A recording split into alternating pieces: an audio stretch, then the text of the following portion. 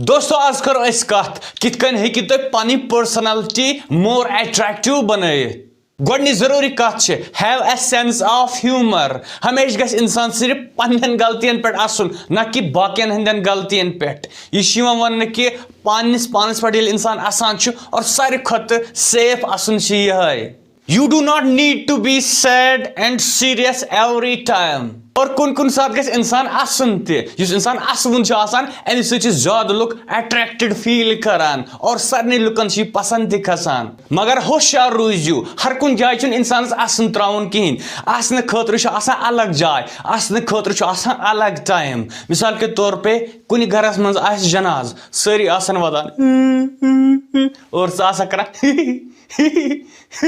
या कुन जाय आसे खुशवन कथ चलान सारे लुक आसन खुश और कर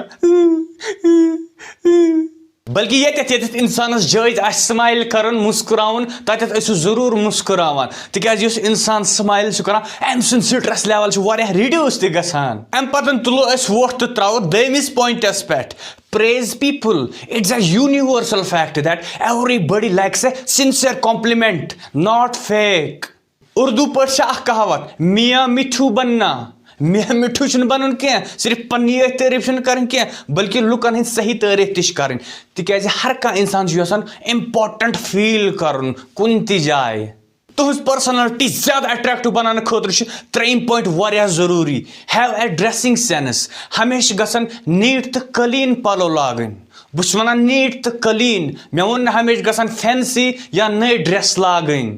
अत सत करो तुम डेली स्रान नेल्स कट करान नेल कटर और अगर तुम असल परफ्यूम तुह ब्रोह कन परफ्यूम हना छकान ताकि हर कह इंसान रोज तुह ब्रोह कन कंफर्टेबल और यह वीडियो वो बराबर एंडस तान तिज इन वल पॉइंट तह अहम पीपल लाइक गुड लिसनर्स हर कह मर्द हर कह जन पसंद करान तमिस इंसानस तमिस मर्दस या जन तम सज कत बोज तवज्जो सान अटेंटिव सान न कि तिमन तुहस एक्सपीरियंस या एडवाइस जरूरत युत तस कन्वर्सेशन आसो करान यह रूल गस हमेशा माइंडस मज फिट कर क्या